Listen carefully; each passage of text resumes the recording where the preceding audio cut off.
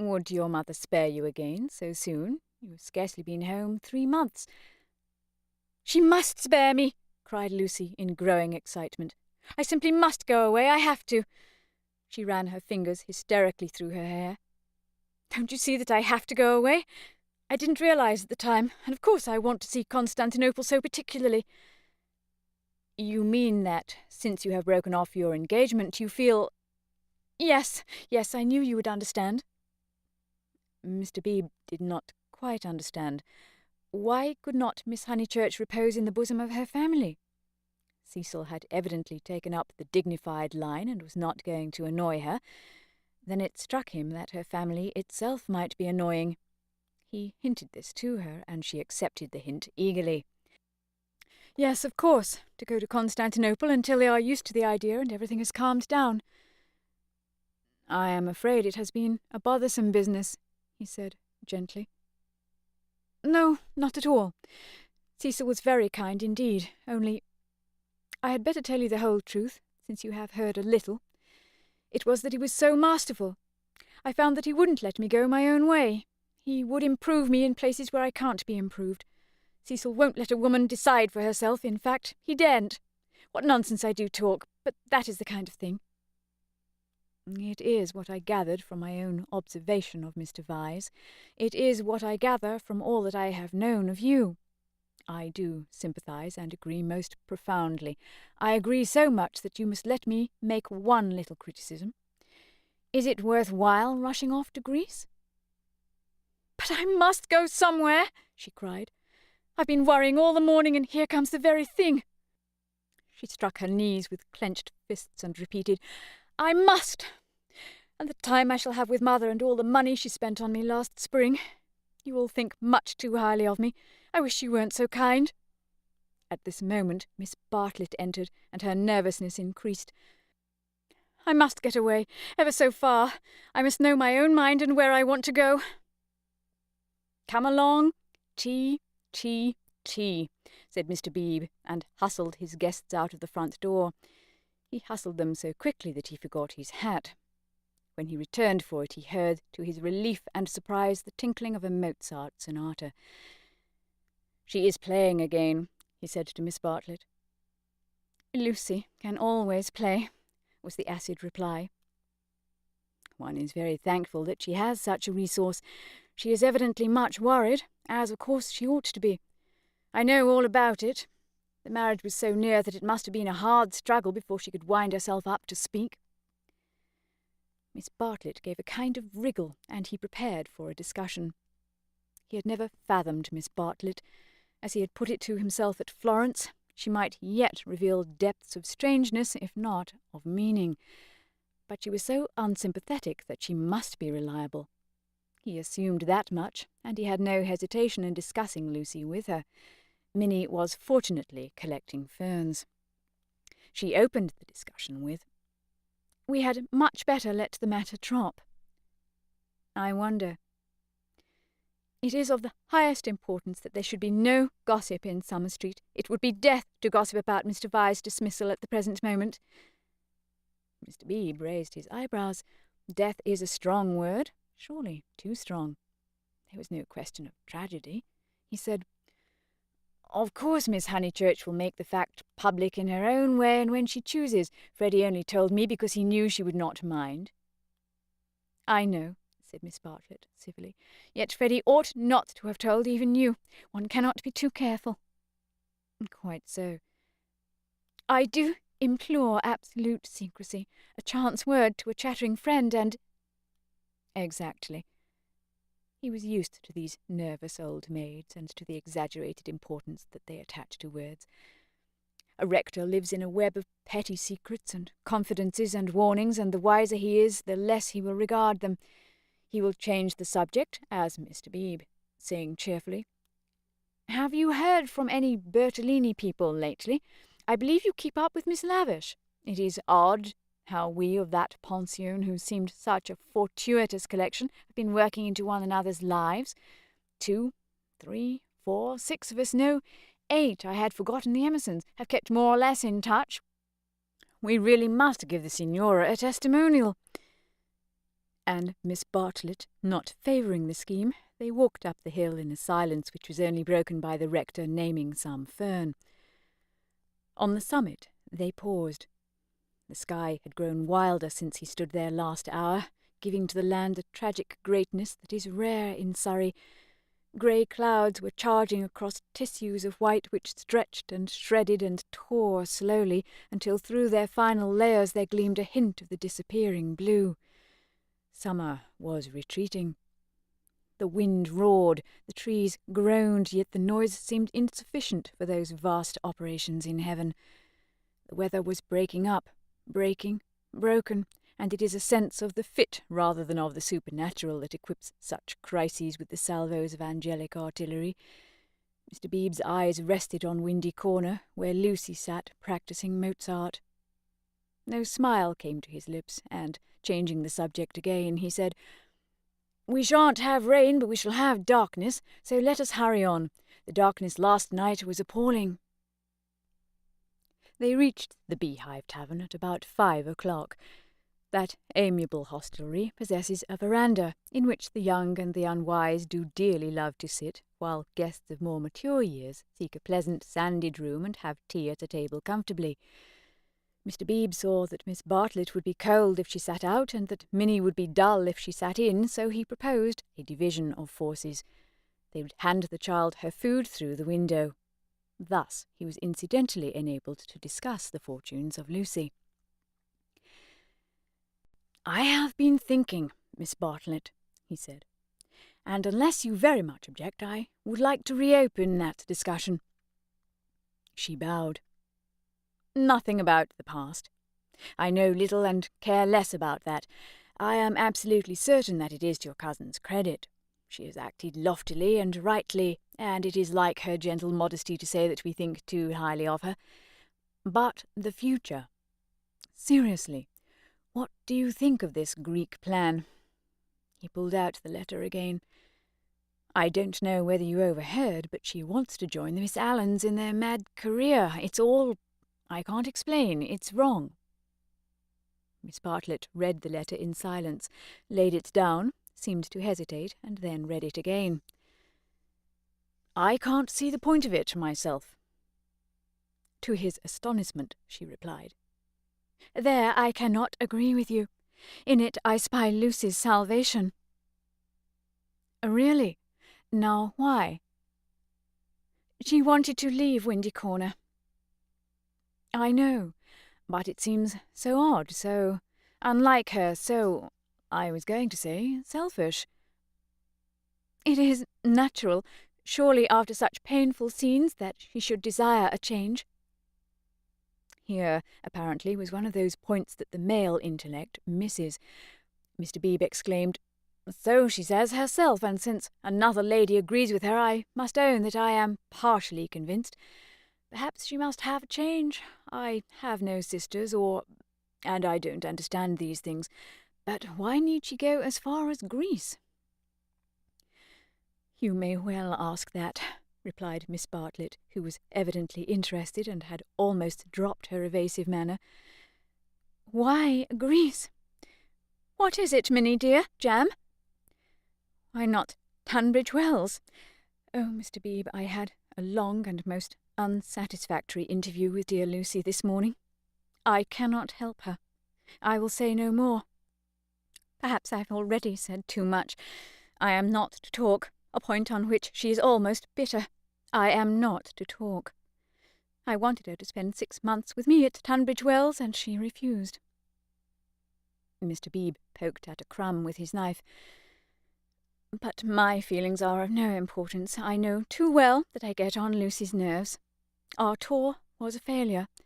She wanted to leave Florence, and when we got to Rome she did not want to be in Rome, and all the time I felt that I was spending her mother's money." "Let us keep to the future, though," interrupted Mr. Beebe. "I want your advice." "Very well," said Charlotte, with a choky abruptness that was new to him, though familiar to Lucy. "I, for one, will help her to go to Greece. Will you?" Mr. Beebe considered. "It is absolutely necessary," she continued, lowering her veil and whispering through it with a passion, an intensity that surprised him. I know. The darkness was coming on, and he felt that this odd woman really did know. She must not stop here a moment, and we must keep quiet till she goes. I trust that the servants know nothing.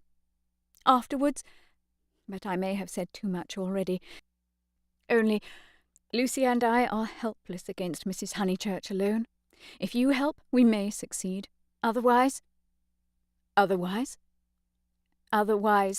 she repeated, as if the word held finality. Yes, I will help her, said the clergyman, setting his jaw firm. Come, let us go back now and settle the whole thing up.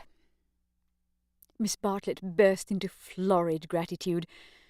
The tavern sign, a beehive trimmed evenly with bees, creaked in the wind outside as she thanked him. Mr. Beebe did not quite understand the situation, but then he did not desire to understand it, nor to jump to the conclusion of another man that would have attracted a grosser mind. He only felt that Miss Bartlett knew of some vague influence from which the girl desired to be delivered, and which might well be clothed in the fleshly form. Its very vagueness spurred him into knight-errantry. His belief in celibacy, so reticent, so carefully concealed beneath his tolerance and culture, now came to the surface and expanded like some delicate flower. They that marry do well, but they that refrain do better.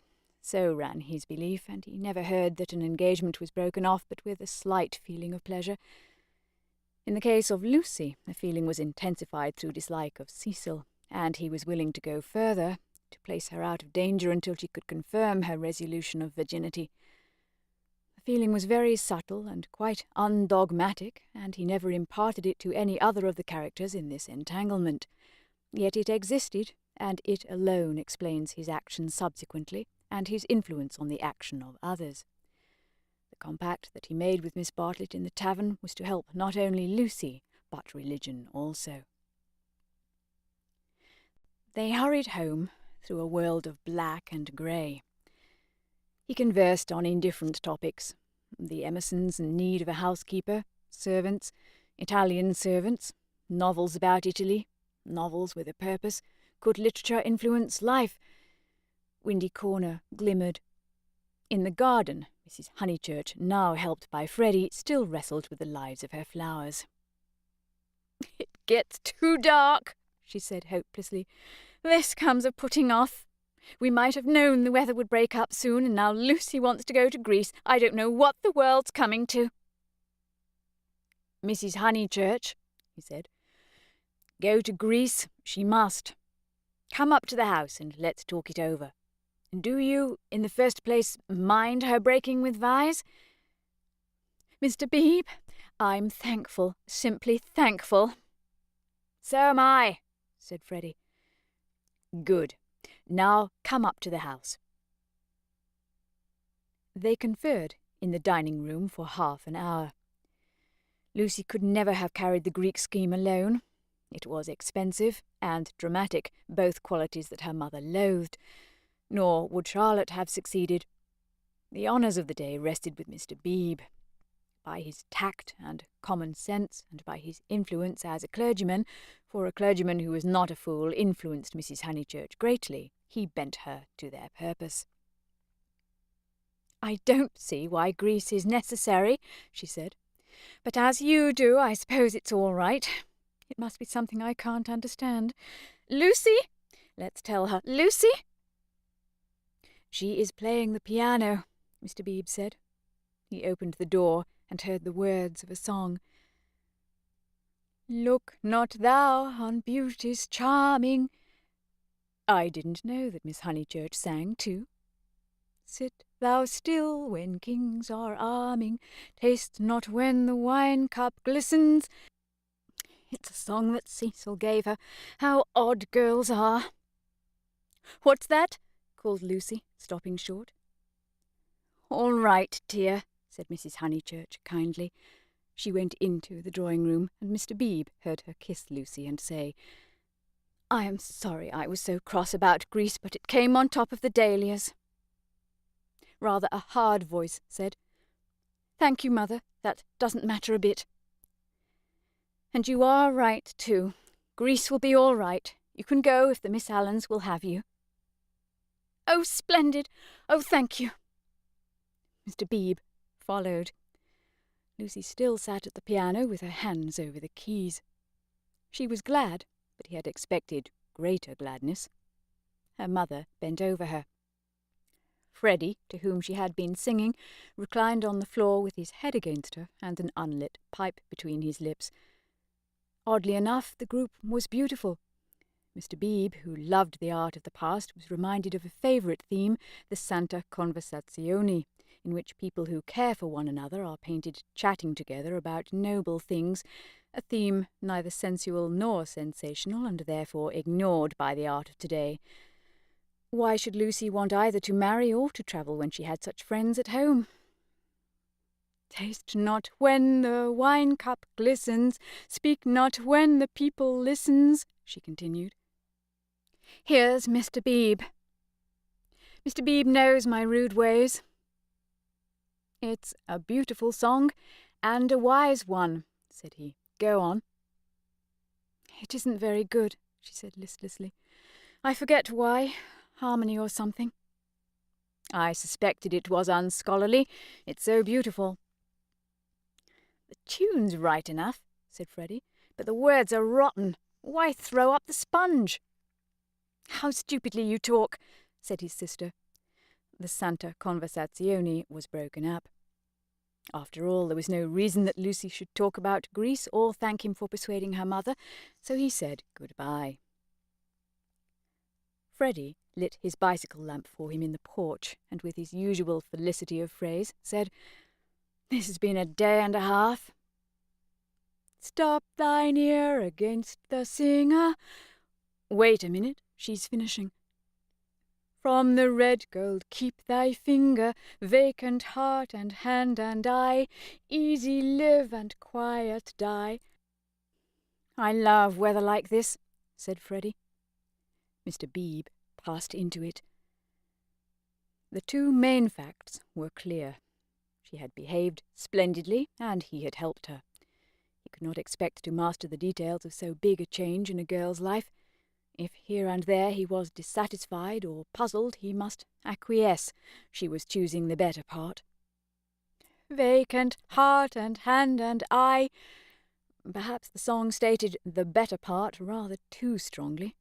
He half fancied that the soaring accompaniment, which he did not lose in the shout of the gale, really agreed with Freddy and was gently criticising the words that it adorned. "Vacant heart and hand and eye, easy live and quiet die." However, for the fourth time Windy Corner lay poised below him, now as a beacon in the roaring tides of darkness.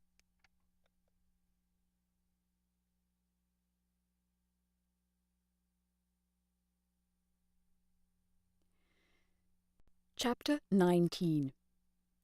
Lying to Mr. Emerson. The Miss Allens were found in their beloved Temperance Hotel near Bloomsbury, a clean, airless establishment much patronised by provincial England. They always perched there before crossing the great seas, and for a week or two would fidget gently over clothes, guide-books, mackintosh squares, digestive bread, and other continental necessaries. That there are shops abroad, even in Athens, never occurred to them, for they regarded travel as a species of warfare, only to be understood by those who have been fully armed at the Haymarket stores. Miss Honeychurch, they trusted, would take care to equip herself duly. Quinine could now be obtained in tabloids. Paper soap was a great help towards freshening up one's face in the train. Lucy promised, a little depressed. "But of course you know all about these things, and you have Mr. Vyse to help you. A gentleman is such a stand-by." Mrs. Honeychurch, who'd come up to town with her daughter, began to drum nervously upon her card-case. "We think it so good of Mr. Vyse to spare you," Miss Catherine continued. "It is not every young man who would be so unselfish, but perhaps he will come out and join you later on. Or does his work keep him in London?" said Miss Teresa, the more acute and less kindly of the two sisters. "However, we shall see him when he sees you off. I do so long to see him." "No one will see Lucy off," interposed Mrs. Honeychurch. "She doesn't like it." "No, I hate seeings off," said Lucy. "Really? How funny. I should have thought that in this case— Oh, Mrs. Honeychurch, you aren't going. It's such a pleasure to have met you." They escaped, and Lucy said with relief, "That's all right. We just got through that time." But her mother was annoyed. "I shall be told, dear, that I am unsympathetic, but I cannot see why you didn't tell your friends about Cecil and be done with it. There, all that time we had to sit fencing and almost telling lies and be seen through, I dare say, which is most unpleasant." Lucy had plenty to say in reply. She described Miss Allen's character. They were such gossips, and if one told them, the news would be everywhere in no time. "But why shouldn't it be everywhere in no time?" "Because I settled with Cecil not to announce it until I left England. I shall tell them then. It's much pleasanter. How wet it is! Let's turn in here." Here was the British Museum. Mrs. Honeychurch refused. If they must take shelter, let it be in a shop. Lucy felt contemptuous, for she was on the tack of caring for Greek sculpture, and had already borrowed a mythological dictionary from Mr. Beebe to get up the names of the goddesses and gods. "Oh, well, let it be a shop, then. Let's go to Moody's. I'll buy a guidebook." "You know, Lucy, you and Charlotte and Mr. Beebe all tell me I'm so stupid, so I suppose I am, but I shall never understand this hole and corner work. You've got rid of Cecil, well and good, and I'm thankful he's gone, though I did feel angry for the minute, but why not announce it? Why this hushing up and tiptoeing?" "It's only for a few days." "But why at all?" Lucy was silent. She was drifting away from her mother. It was quite easy to say, "Because George Emerson has been bothering me, and if he hears I've given up Cecil he may begin again." Quite easy, and it had the incidental advantage of being true, but she could not say it. She disliked confidences, for they might lead to self-knowledge and to that king of terrors, light. Ever since that last evening at Florence she had deemed it unwise to reveal her soul. Mrs. Honeychurch, too, was silent. She was thinking, "My daughter won't answer me. She would rather be with those inquisitive old maids than with Freddy and me. Any rag, tag, and bobtail apparently does if she can leave her home." And, as in her case, thoughts never remained unspoken long, she burst out with, "You're tired of Windy Corner." This was perfectly true. Lucy had hoped to return to Windy Corner when she had escaped from Cecil, but she discovered that her home existed no longer. It might exist for Freddy, who still lived and thought straight, but not for one who had deliberately warped the brain. She did not acknowledge that her brain was warped, for the brain itself must assist in that acknowledgment, and she was disordering the very instrument of life. She only felt, "I do not love George. I broke off my engagement because I do not love George. I must go to Greece because I do not love George. It is more important that I should look up gods in the dictionary than that I should help my mother. Everyone else is behaving very badly." She only felt irritable and petulant and anxious to do what she was not expected to do, and in this spirit she proceeded with the conversation. "Oh, Mother, what rubbish you talk. Of course I'm not tired of Windy Corner." "Then why not say so at once instead of considering half an hour first?" She laughed faintly. "Half a minute would be nearer. Perhaps you would like to stay away from your home altogether." "Hush, Mother, people will hear you," for they had entered Moody's. She bought Baedeker and then continued, "Of course I want to live at home, but as we are talking about it, I may as well say that I shall want to be away in the future more than I have been. You see, I come into my money next year." Tears came into her mother's eyes. Driven by nameless bewilderment, by what is in older people termed eccentricity, Lucy determined to make this point clear. I've seen the world so little. I felt so out of things in Italy. I've seen so little of life. One ought to come up to London more. Not a cheap ticket like today, but to stop. I might even share a flat for a little with some other girl. "And mess with typewriters and latchkeys," exploded Mrs. Honeychurch. "And agitate and scream and be carried off kicking by the police, and call it a mission when no one wants you, and call it duty when it means that you can't stand your own home, and call it work when thousands of men are starving with the competition as it is, and then, to prepare yourself, find 2 doddering old ladies and go abroad with them." "I want more independence," said Lucy lamely. She knew that she wanted something, and independence is a useful cry. We can always say that we have not got it. She tried to remember her emotions in Florence. Those had been sincere and passionate, and had suggested beauty rather than short skirts and latchkeys, but independence was certainly her cue. "Very well. Take your independence and be gone. Rush up and down and round the world, and come back as thin as a lathe with the bad food. Despise the house that your father built and the garden that he planted and our dear view, and then share a flat with another girl." Lucy screwed up her mouth and said, "Perhaps I spoke hastily." "Oh, goodness!" her mother flashed. "How you do remind me of Charlotte Bartlett." "Charlotte?" flashed Lucy in her turn, pierced at last by a vivid pain. "Or every moment." "I don't know what you mean, Mother. Charlotte and I are not the very least alike." "Well, I see the likeness. The same eternal worrying, the same taking back of words. You and Charlotte trying to divide 2 apples among 3 people last night might be sisters." "What rubbish! And if you dislike Charlotte so, it's rather a pity you asked her to stop. I warned you about her. I begged you, implored you not to, but of course I was not listened to." "There you go." "I beg your pardon?" "Charlotte again, my dear. That's all. Her very words." Lucy clenched her teeth. "My point is that you oughtn't to have asked Charlotte to stop. I wish you would keep to the point." And the conversation dies off into a wrangle. She and her mother shopped in silence, spoke little in the train, little again in the carriage which met them at Dorking station. It had poured all day, and as they ascended through the deep Surrey lanes, showers of water fell from the overhanging beech trees and rattled on the hood. Lucy complained that the hood was stuffy. Leaning forward, she looked out into the steaming dusk and watched the carriage lamp pass like a searchlight over mud and leaves and reveal nothing beautiful.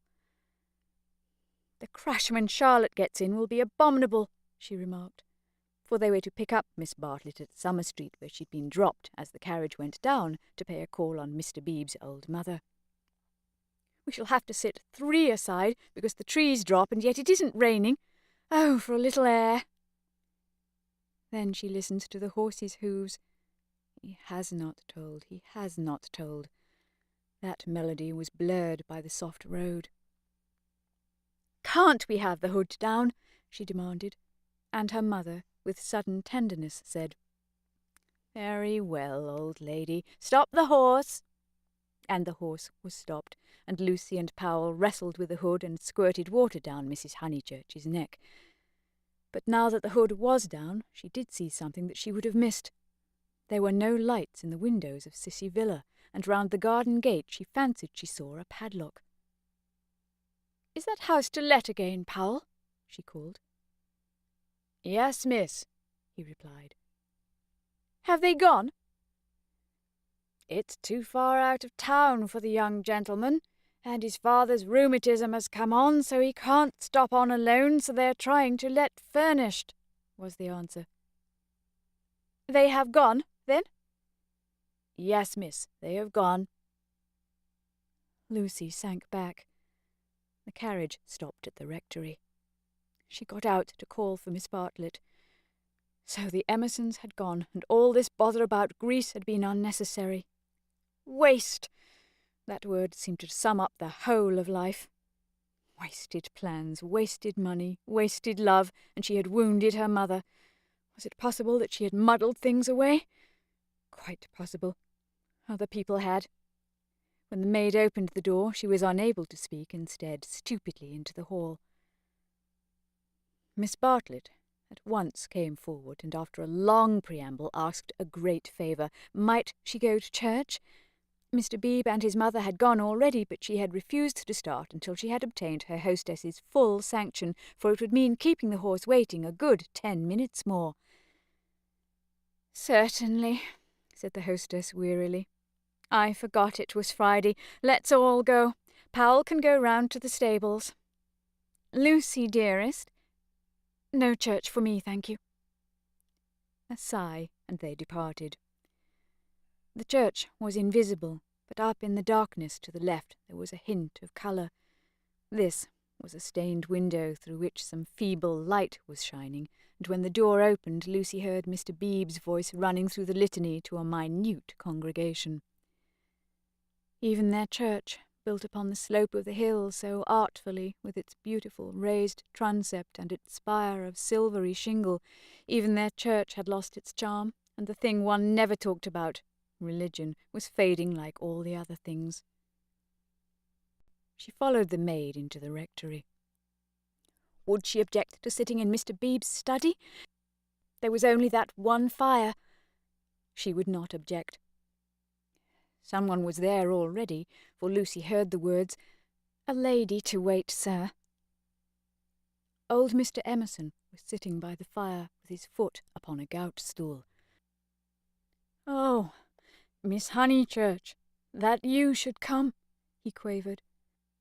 And Lucy saw an alteration in him since last Sunday. Not a word would come to her lips. George she had faced and could have faced again, but she had forgotten how to treat his father. "Miss Honeychurch, dear, we're so sorry. George is so sorry. He thought he had a right to try. I cannot blame my boy, and yet I wish he had told me first. He ought not to have tried. I knew nothing about it at all.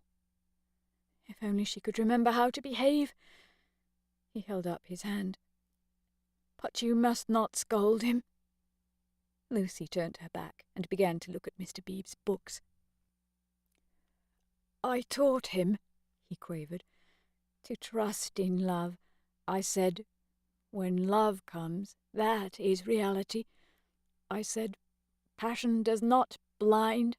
No, passion is sanity, and the woman you love, she is the only person you will ever really understand." He sighed. "True, everlastingly true, though my day is over, and though there is the result. Poor boy, he is so sorry. He said that he knew it was madness when you brought your cousin in, that whatever you felt you did not mean, yet—" His voice gathered strength. He spoke out to make certain. "Miss Honeychurch, do you remember Italy?" Lucy selected a book, a volume of Old Testament commentaries. Holding it up to her eyes, she said, "I have no wish to discuss Italy or any subject connected with your son." "But do you remember it?" "He has misbehaved himself from the first." "I only was told that he loved you last Sunday. I never could judge behaviour. I suppose he has." Feeling a little steadier, she put the book back and turned round to him. His face was drooping and swollen, but his eyes, though they were sunken deep, gleamed with a child's courage. "Why, he has behaved abominably," she said. "I am glad he is sorry. Do you know what he did?" "Not abominably," was the gentle correction. "He only tried when he should not have tried. You have all you want, Miss Honeychurch. You are going to marry the man you love. Do not go out of George's life saying he is abominable." "No, of course," said Lucy, ashamed at the reference to Cecil. "Abominable is much too strong. I am sorry I used it about your son. I think I will go to church after all. My mother and my cousin have gone. I shall not be very late." "Especially as he has gone under," he said quietly. "What was that?" gone under, naturally." He beat his palms together in silence. His head fell on his chest. "I don't understand." "As his mother did." "But Mr. Emerson, what are you talking about?" "When I wouldn't have George baptized," said he. Lucy was frightened, and she agreed that baptism was nothing. But he caught that fever when he was 12, and she turned round. She thought it a judgment." He shuddered. "Oh, horrible, when we had given up that sort of thing and broken away from her parents. Oh, horrible. Worst of all, worse than death when you've made a little clearing in the wilderness, planted your little garden, let in your sunlight, and then the weeds creep in again. A judgment, and our boy had typhoid because no clergyman had dropped water on him in church. Is it possible, Miss Honeychurch? Shall we slip back into the darkness forever?" "I don't know," gasped Lucy. "I don't understand this sort of thing. I was not meant to understand it." "But Mr. Eager, he came when I was out and acted according to his principles. I don't blame him or anyone, but by the time George was well, she was ill. He made her think about sin, and she went under thinking about it." It was thus that Mr. Emerson had murdered his wife in the sight of God. "Oh, how terrible!" said Lucy, forgetting her own affairs at last. "He was not baptized," said the old man. "I did hold firm," and he looked with unwavering eyes at the rows of books as if, at what cost, he had won a victory over them. "My boy shall go back to the earth untouched." She asked whether young Mr. Emerson was ill. "Oh, last Sunday." He started into the present. "George, last Sunday. No, not ill. Just gone under. He is never ill, but he is his mother's son. Her eyes were his, and she had that forehead that I think so beautiful, and he will not think it worth while to live. It was always touch and go. He will live, but he will not think it worth while to live. He will never think anything worth while. You remember that church at Florence?" Lucy did remember, and how she had suggested that George should collect postage stamps. "After you left Florence. Horrible. Then we take the house here, and he goes bathing with your brother and became better. You saw him bathing?" "I'm sorry, but it's no good discussing this affair. I'm really deeply sorry about it." Then there came something about a novel. I didn't follow it all. I had to hear so much, and he minded telling me he finds me too old. Ah, well, one must have failures. George comes down tomorrow and takes me up to his London rooms. He can't bear to be about here, and I must be where he is." "Mr. Emerson," cried the girl, "don't leave. At least, not on my account. I'm going to Greece. Don't leave your comfortable house."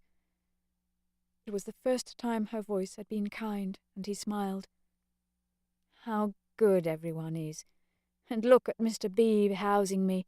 Came over this morning and heard I was going. Here I am, so comfortable with a fire." "Yes, but you won't go back to London. It's absurd." "I must be with George. I must make him care to live, and down here he can't.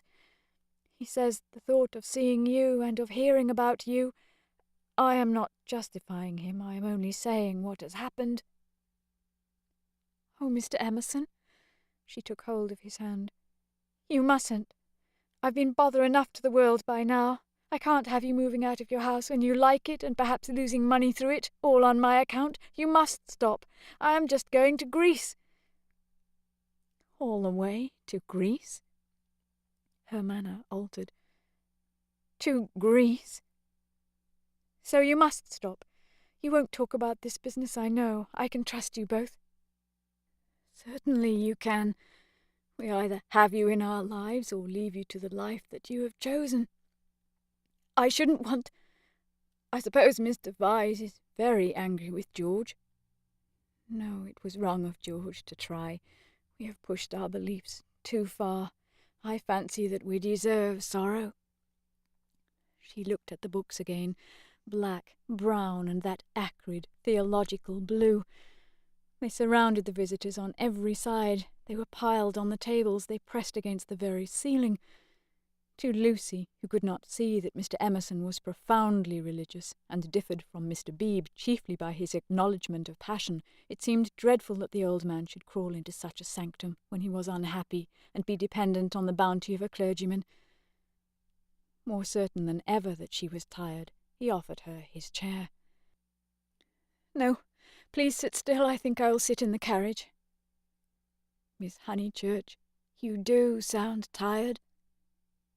"Not a bit," said Lucy, with trembling lips. "But you are, and there's a look of George about you. And what were you saying about going abroad?" She was silent. "Greece," and she saw that he was thinking the word over. "Greece. But you were to be married this year, I thought." "Not till January it wasn't," said Lucy, clasping her hands. Would she tell an actual lie when it came to the point? "I suppose that Mr. Vyse is going with you. I hope it isn't because George spoke that you are both going?" "No. I hope that you will enjoy Greece with Mr. Vyse." "Thank you." At that moment, Mr. Beebe came back from church. His cassock was covered with rain. "That's all right," he said kindly. "I counted on you two keeping each other company. It's pouring again. The entire congregation, which consists of your cousin, your mother, and my mother, stands waiting in the church till the carriage fetches it. Did Powell go round?" "I think so. I'll see." "No, of course I'll see. How are the Miss Allens?" "Very well, thank you." "Did you tell Mr. Emerson about Greece?" I did." "Don't you think it very plucky of her, Mr. Emerson, to undertake the two Miss Allens? Now, Miss Honeychurch, go back, keep warm. I think 3 is such a courageous number to go travelling." And he hurried off to the stables. "He is not going," she said hoarsely. "I made a slip. Mr. Vyse does stop behind in England." Somehow it was impossible to cheat this old man.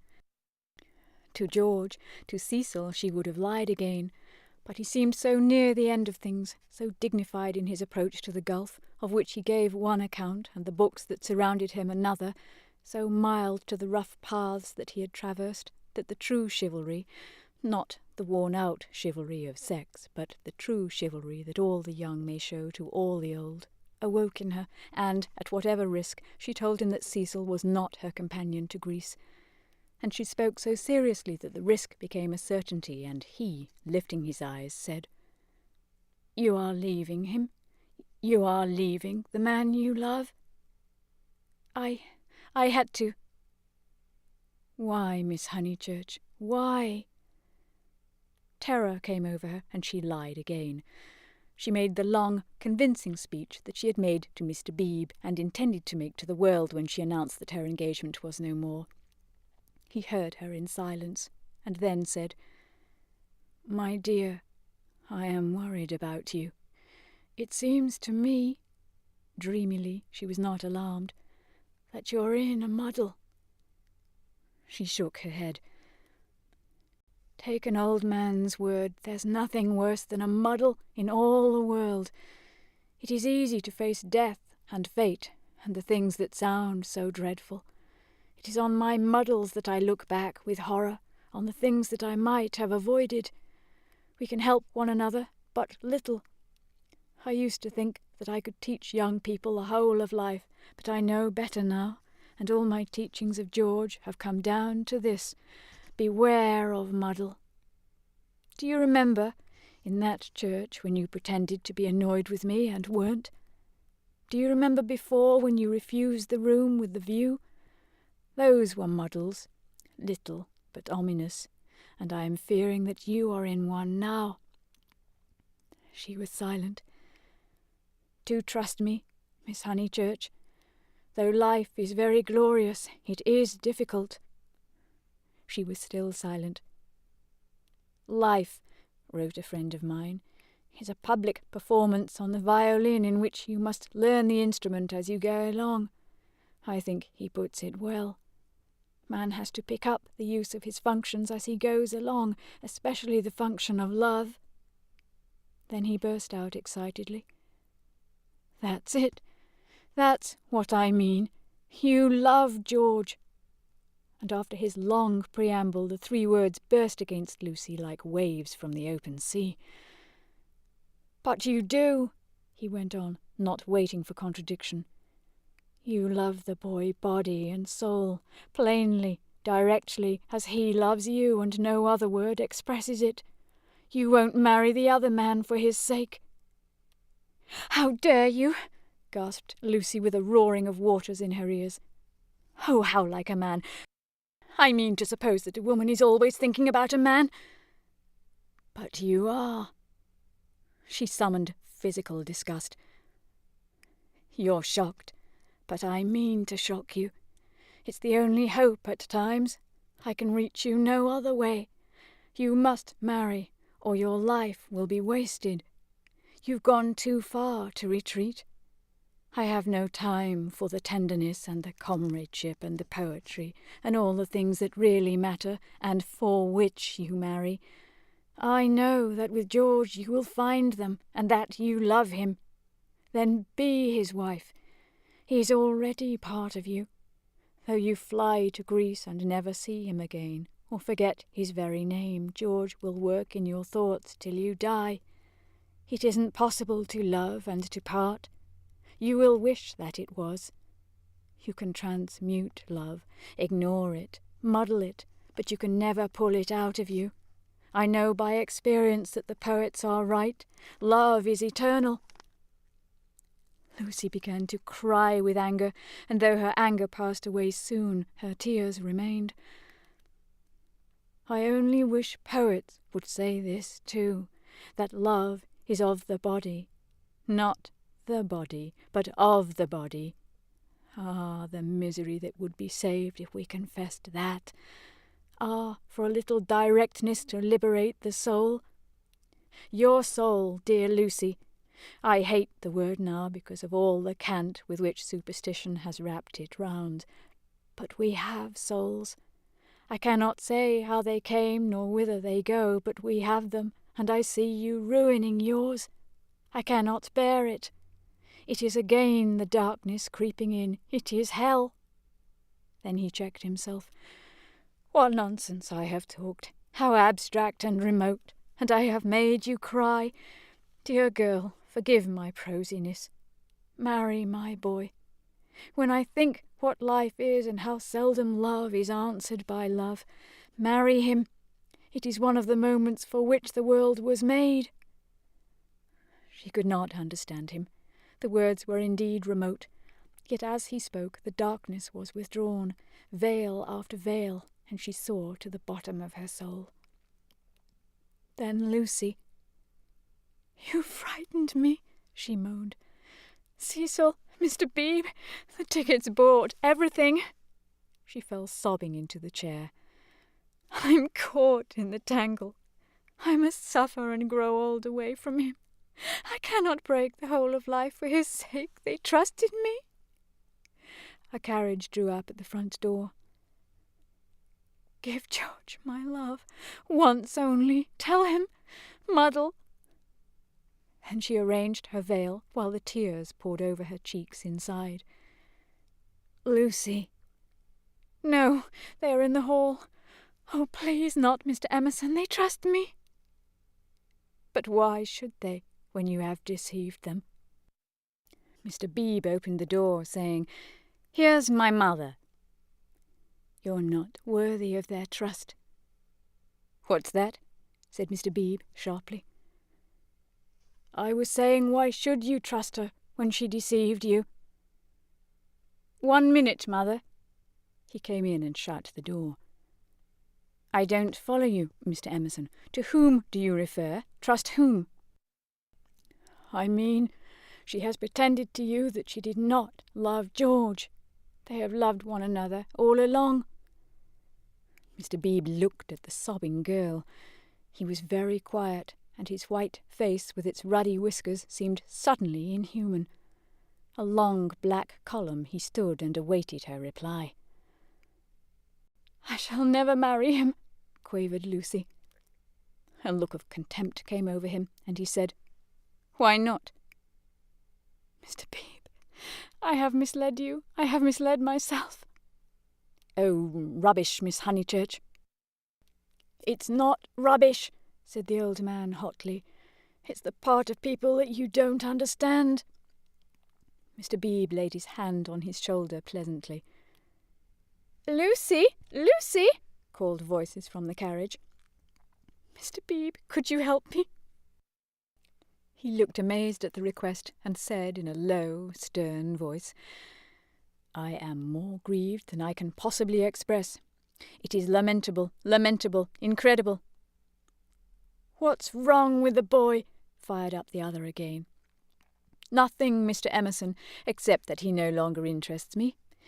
Marry George, Miss Honeychurch. He will do admirably." He walked out and left them. They heard him guiding his mother upstairs. "Lucy!" the voices called.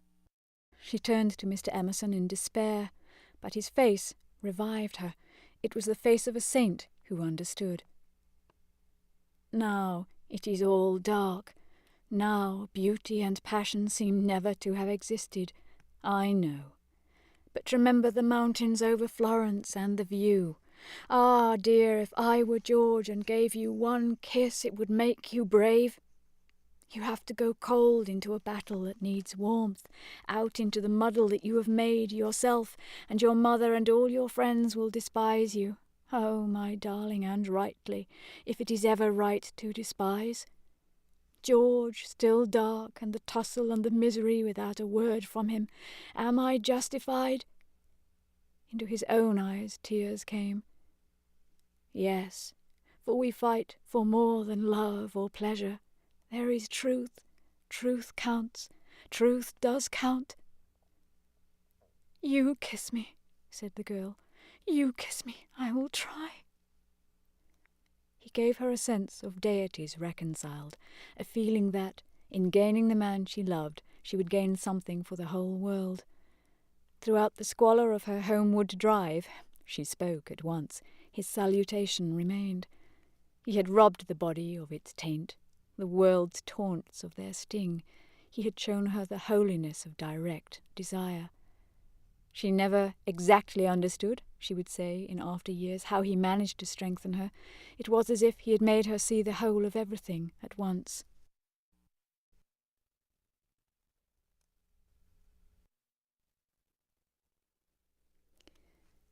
Chapter 20. The last chapter. The end of the Middle Ages. The Miss Allens did go to Greece, but they went by themselves. They alone of this little company will double Malaya and plough the waters of the Saronic Gulf. They alone will visit Athens and Delphi, and eye the shrine of intellectual song, that upon the Acropolis encircled by blue seas, that under Parnassus where the eagles build and the bronze charioteer drives undismayed towards infinity. Trembling, anxious, cumbered with much digestive bread, they did proceed to Constantinople, they did go round the world. The rest of us must be contented with a fair but a less arduous goal. Italiam petimus. We return to the Pension Bertolini. George said it was his old room. "No, it isn't," said Lucy, "because it's the room I had, and I had your father's room. I forget why. Charlotte made me for some reason." He knelt on the tiled floor and laid his face in her lap. "George, you baby, get up." "Why shouldn't I be a baby?" murmured George. Unable to answer this question, she put down his sock, which she was trying to mend, and gazed out through the window. It was evening, and again the spring. "Oh, bother Charlotte," she said thoughtfully. What can such people be made of? Same stuff as parsons are made of. Nonsense. Quite right, it is nonsense. Now you get up off the cold floor, or you'll be starting rheumatism next, and you stop laughing and being so silly. Why shouldn't I laugh? He asked, pinning her with his elbows and advancing his face to hers. What's there to cry at? Kiss me, here. He indicated the spot where a kiss would be welcome. He was a boy, after all. When it came to the point, it was she who remembered the past, she into whose soul the iron had entered, she who knew whose this room had been last year. It endeared him to her strangely that he should sometimes be wrong. "Any letters?" he asked. "Just a line from Freddy." "Now, kiss me here, then here." Then, threatened again with rheumatism, he strolled to the window, opened it, as the English will, and leant out. There was the parapet, there the river, there to the left the beginnings of the hills. The cab-driver, who at once saluted him with the hiss of a serpent, might be that very Phaethon who had set this happiness in motion 12 months ago. A passion of gratitude, all feelings grow to passions in the south, came over the husband, and he blessed the people and the things who had taken so much trouble about a young fool. He had helped himself, it is true, but how stupidly! All the fighting that mattered had been done by others, by Italy, by his father, by his wife. "Lucy, you come and look at the cypresses, and the church, whatever its name is, still shows." "San Miniato. I'll just finish your sock." "Signorino, domani faremo un giro," called the cabman with engaging certainty. George told him that he was mistaken. They had no money to throw away on driving. And the people who had not meant to help, the Miss Lavishes, the Cecils, the Miss Bartletts, ever prone to magnify fate, George counted up the forces that had swept him into this contentment. "Anything good in Freddy's letter?" "Not yet." His own content was absolute, but hers held bitterness. The Honeychurches had not forgiven them. They were disgusted at her past hypocrisy. She had alienated Windy Corner, perhaps forever. "What does he say?" "Silly boy, he thinks he's being dignified. He knew we should go off in the spring. He has known it for 6 months, that if Mother wouldn't give her consent we should take the thing into our own hands. They had fair warning, and now he calls it an elopement. Ridiculous boy." "Signorino, domani faremo un giro." But it would all come right in the end. He has to build us both up from the beginning again. I wish, though, that Cecil had not turned so cynical about women. He has, for the second time, quite altered. Why will men have theories about women? I haven't any about men. I wish, too, that Mr. Beebe— "You may well wish that." "He will never forgive us. I mean, he will never be interested in us again. I wish that he did not influence them so much at Windy Corner. I wish he hadn't. But if we act the truth, the people who really love us are sure to come back to us in the long run." "Perhaps." Then he said more gently, "Well, I acted the truth. The only thing I did do, and you came back to me. So possibly you know." He turned back into the room. Nonsense with that sock. He carried her to the window so that she, too, saw all the view. They sank upon their knees, invisible from the road, they hoped, and began to whisper one another's names. Ah, it was worthwhile. It was the great joy that they had expected, and countless little joys of which they had never dreamt. They were silent. "Signorino, domani faremo—" "Oh, bother that man!" But Lucy remembered the vendor of photographs and said, "No, don't be rude to him." Then, with a catching of her breath, she murmured, "Mr. Eager and Charlotte. Dreadful, frozen Charlotte. How cruel she would be to a man like that." Look at the lights going over the bridge. But this room reminds me of Charlotte. How horrible to grow old in Charlotte's way. To think that evening at the rectory that she shouldn't have heard your father was in the house, for she would have stopped me going in, and he was the only person alive who could have made me see sense. You couldn't have made me. When I am very happy," she kissed him, "I remember on how little it all hangs. If Charlotte had only known, she would have stopped me going in, and I should have gone to silly Greece and become different forever." "But she did know," said George. "She did see my father, surely. He said so." "Oh, no, she didn't see him. She was upstairs with old Mrs. Beebe, don't you remember, and then went straight to the church. She said so." George was obstinate again. "My father," said he, "saw her, and I prefer his word. He was dozing by the study fire, and he opened his eyes, and there was Miss Bartlett, a few minutes before you came in. She was turning to go as he woke up. He didn't speak to her." Then they spoke of other things, the desultory talk of those who've been fighting to reach one another, and whose reward is to rest quietly in each other's arms. It was long ere they returned to Miss Bartlett, but when they did, her behaviour seemed more interesting. George, who disliked any darkness, said, "It's clear that she knew. Then why did she risk the meeting? She knew he was there, and yet she went to church." They tried to piece the thing together. As they talked, an incredible solution came into Lucy's mind. She rejected it and said, "How like Charlotte to undo her work by a feeble muddle at the last moment." But something in the dying evening, in the roar of the river, in their very embrace, warned them that her words fell short of life, and George whispered, "Or did she mean it?" "Mean what?" "Signorino, domani faremo uno giro." Lucy bent forward and said with gentleness, "Lascia, prego, lascia. Siamo sposati." "Scusi tanto, signora," he replied in tones as gentle, and whipped up his horse. "Buonasera e grazie." "Niente." The cabman drove away, singing. "Mean what, George?" he whispered. "Is it this? Is it possible? I'll put a marvel to you. That your cousin has always hoped. That from the very first moment we met, she hoped, far down in her mind, that we should be like this. Of course, very far down. That she fought us on the surface, and yet she hoped.